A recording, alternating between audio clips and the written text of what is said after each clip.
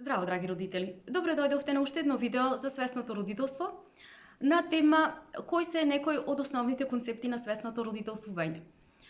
Врската помеѓу детето и родителот е една од најличните врски, затоа што никој повеќе освен родителот не застанува во најјака и најцврста одбрана за начинот на кој што родителствува. Родителот тој нарцисоидно верува дека детето е негова собственост, меѓутоа кога дознава дека всушност тоа е само едно негово верување кое што е резултат на неговото его, кое што толку многу гласно зборува, толку многу силно се јавува кај него, што го насочува едноставно родителот да верува дека тој го поседува своето дете, дека токму поради тоа тој мора да го контролира своето дете, дека едноставно треба да ја обликува и да ја контурира идеалната слика за себе врз детето. Ние истото го правиме и често пати врз основа на своето его со другите, меѓутоа ова нешто е најнагласено во односот родител-дете. И токму поради тоа свесното родителство, кога станува збор за несвесното родителствување, им укажува на родителите дека тргнува од едно место во кое што им кажува на родителите дека треба да почнат да родителствуваат свесно, затоа што во голем дел од своето родителствување родителите несвесно родителствуваат врз база на своето собствено его, кое што подразбира родителите да им ги наметнуваат своите неразрешени емоционални товари од минатото, затоа што тие товари не се од децата за да ги одржуваат во себе, за да ги чуваат во себе, едноставно за децата да почнат да се подесуваат спрема нив, затоа што таа работа е на самите родители. Тие се нивни емоционални товари, родителот треба да влезе во едно свесно поврзување со себе, свесно поврзување со својата автентичност, за да може да види кои се неговите неразрешени проблеми, кои се неговите болки и страдања и постепено да почне да ги освестува во насока на нивно постепено иселување, за да може таа свесност која ќе ја извади од себе постепено да почне и да ја применува кај своите деца. Меѓутоа, бидејќи родителот велиме несвесно родителство, тој преку своето его ги наметнува сите неостварени желби од своето детство и смета дека сега преку своето дете, детето е тука, бидејќи тој најдобро знае што треба и како треба за своето дете, користејќи си ја улогата на авторитет, смета дека детето е сега тука за да ги оствари тие негови исполнети желби и потреби. И во тој процес, што се случува? Детето почнува да се разделува од својата автентичност. Зошто се случува тоа? Затоа што детето уште од мало тоа е дојдено со својата вредност, со својата чистина, и тоа токму заради тоа што толку многу го сака својот родител, толку многу го љуби својот родител, толку многу безусловно му верува на својот родител, ја предава својата автентичност. Тоа дури и не знае дека тоа нешто го прави. Меѓутоа, подоцна, со текот на времето, несвесно, цело време родителите, воспитувајќи си ги, родителствувајќи си ги своите деца, децата се повеќе и повеќе се разделуваат од својата автентичност и стануваат возрастни личности кои што едноставно се изгубени, кои што не ја знаат насоката по која што треба да тргнат во својата иднина. Тие не ја знаат вистинската цел која им е во животот. И не знаат повторно да се поврзат со себе си, не знаат да влезат повторно во нивната автентичност, затоа што никој не успел тоа нешто да им го каже, тоа нешто несвесно им е украдено од страна на родителите додека биле мали. И, сето тоа ние можеме да го видиме, слика имаме пред себе, често пати тоа го гледаме кај тинејџерите, го гледаме кај адолесцентите, кога тие всушност подолго време екзистираат во некое несоодветно однесување, или пак кај младите личности кои што пред да станат возрастни не имаат голема несигурност, не знаат по кој пат да одат, затоа што сето тоа се случува уште во нивното детство. Значи, изгубената автентичност секогаш се случува во самото детство. Меѓутоа, кога родителите ќе решат да тргнат по патот на свесноста, почнуваат да учат постепено, научуваат како да го почитуваат својот внатрешен глас, да го слушаат својот внатрешен глас, за да можат да се поврзат со себе, за да можат да видат што е она што треба да го решат, што е она што треба да го соочат. И кога ќе го дознаат тоа нешто, и кога ќе си ја дознаат, кога ќе почнат да си ги на некој начин да разберат како повторно да се поврзат со својата автентичност, тие нема да сакаат да си ја предаваат повеќе својата, бидејќи си ја нашле повторно својата автентичност, својата суштина, својата цел вистинска во својот живот, нема да сакаат повеќе тоа нешто да го дадат на другите. Значи, свесни се дека тоа нешто сега повторно кога е најдено, треба уште повеќе да го чуваат, уште повеќе да го вреднуваат, дека тоа всушност представувало најсветиот подарок, кој што подразбира да се поврзе со најчистото во себе. И тоа е едно непроценливо богатство. И токму поради тоа, сознавајќи го ова нешто, родителите самите дозволуваат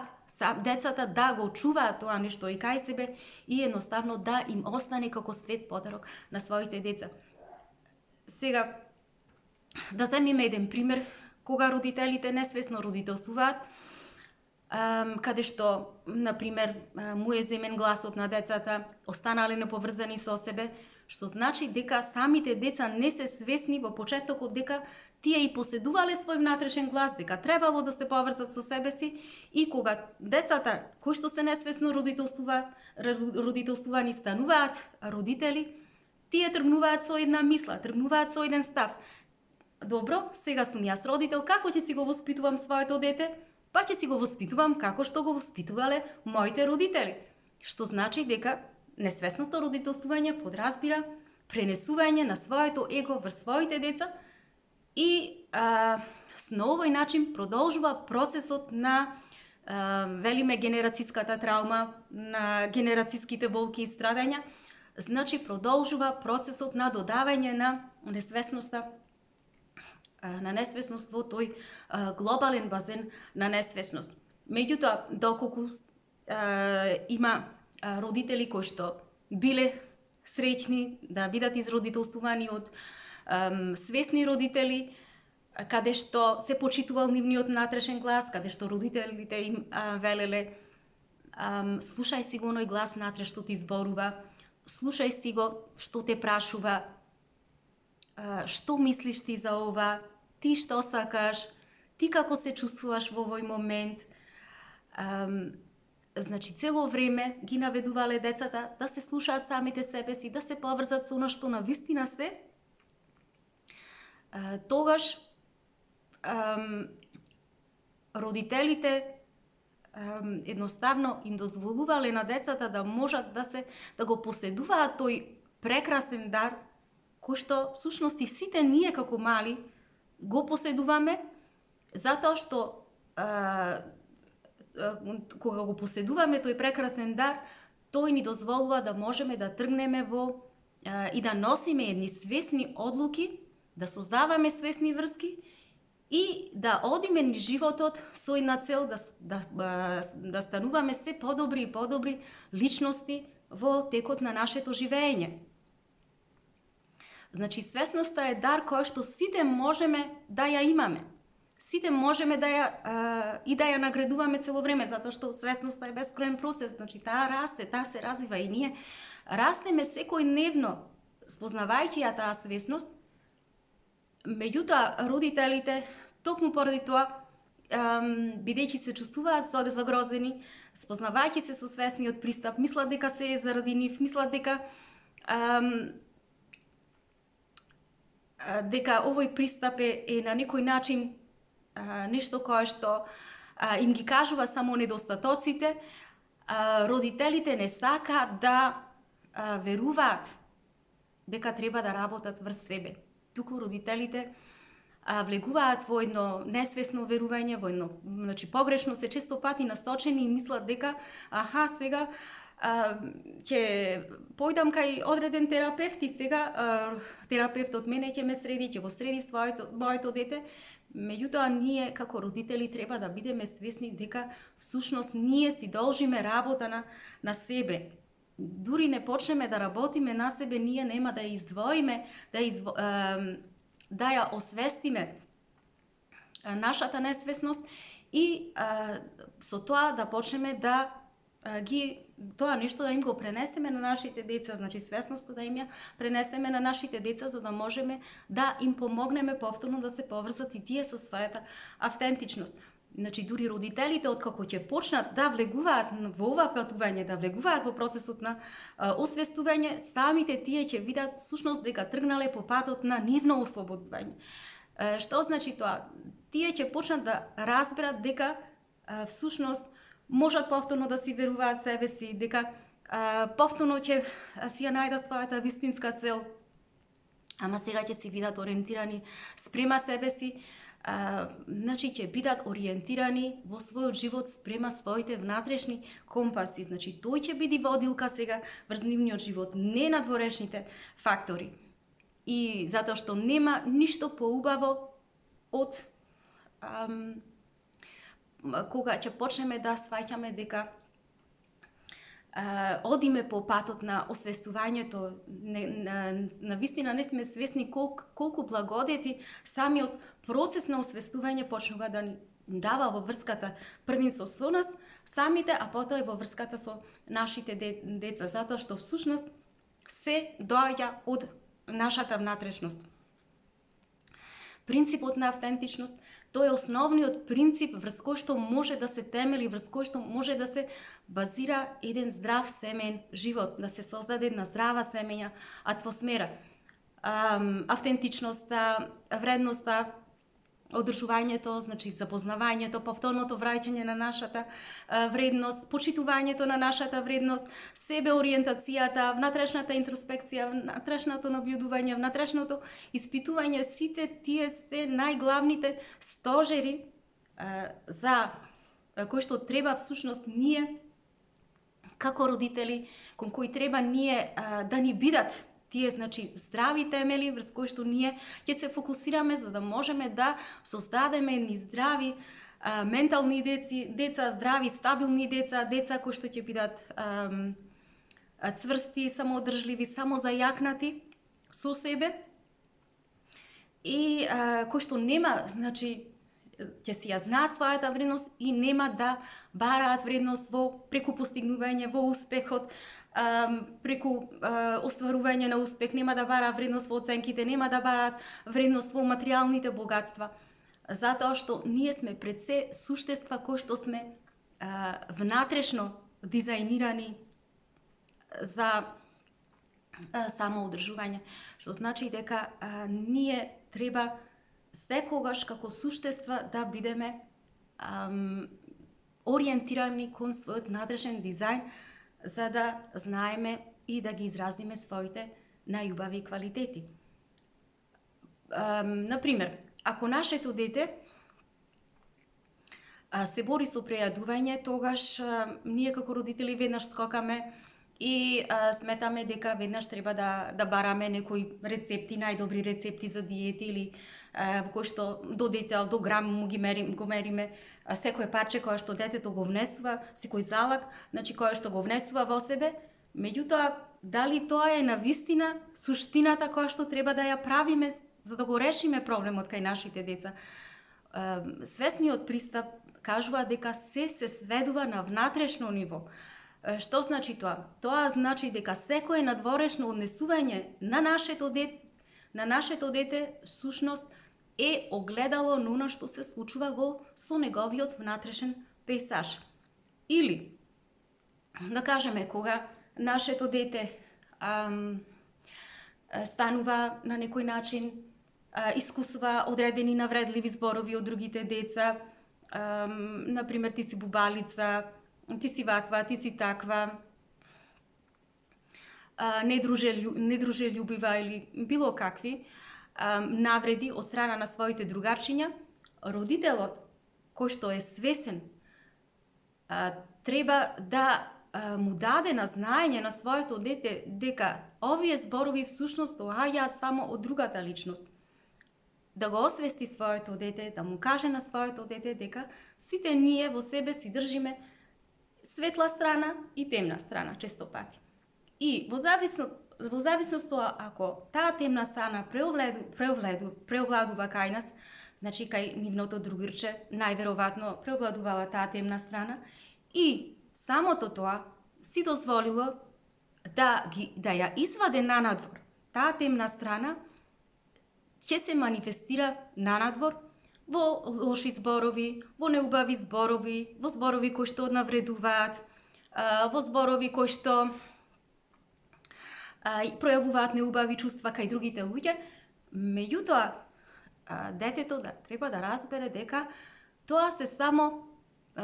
зборови, чувства, болки, страдања од другата личност и дека тие немаат никаква врска со него. Односно, темната страна на некој начин да му ја прикажеме како некој ѓубре од нашиот натрешен свет кој што излегува и како што ние не одиме кај соседите, не го земаме ѓубрето нивно, не го ставаме во нашиот контейнер, во нашата канта за отпадоци, така и детето сега нема потреба да го зема ѓубрето од другата личност и да си го става во себе. Затоа што тоа е само негово. Значи, на ваков начин ние, кога ги учиме нашите деца да се задржуваат на она што е нивно, да ги учиме нашите деца да бидат останати само зајакнати во својата собствена внатрешност, да си оценат она што е нивно, да си останат поврзани со самите себе си, ние едноставно им даваме на нашите деца една сила, една моќ која што моќ да можат да си останат поврзани со себе си и на тој начин да ја одбегнат контролата од кој што им ја наметнуваат другите луѓе. Во смисла на тоа децата да бидат ослободени од надворешните фактори, од она што го диригира утре други ден и самото општество. Значи, детето да остане цврсто и стабилно поврзано со своето срце, да остане храбро, во смисла на тоа да не ја дава својата автентичност и да биде истовремено и поврзано со оној здрав аспект, здрав дел од својот интелект. Меѓутоа, точно поради тоа што денешно општеството денешно преку голем број на условувања, преку начинот на кој што општеството смета дека ова е идеално однесување или идеално, перфектен начин да се биде успешен, перфектен начин да се биде да се биде добра личност и така натаму. Значи, кога ние подобро ќе размислиме самите, ќе сватиме дека всушност и самото општество не знае што е она да го даде како стандард за перфектноста. Зошто? Затоа што многу често гледаме со колкава брзина знае да ги напушти тие некои стандарди за она што треба да биде, значи како перфекција за убаво, перфекција за мода, перфекција за здравје и така натаму. И токму поради тоа ние треба да одиме во насока автентичноста, едноставно децата да си ја земат со себе, да не ја даваат и да бидат постојано ориентирани спрема себе. А родителите, значи, најпрво тие се оние кои што треба да соберат храброст и да го направат тоа, да се поврзат со себе, повторно со својата автентичност, затоа што тоа е всушност притисокот, најголемиот притисок со кој што родителите денеска се соочуваат за да можат едноставно да тргнат по патот на свесноста и на тоа исто да ги учат своите деца. Драги мои, тоа би било се за ова видео. Имајте убав ден, се гледаме.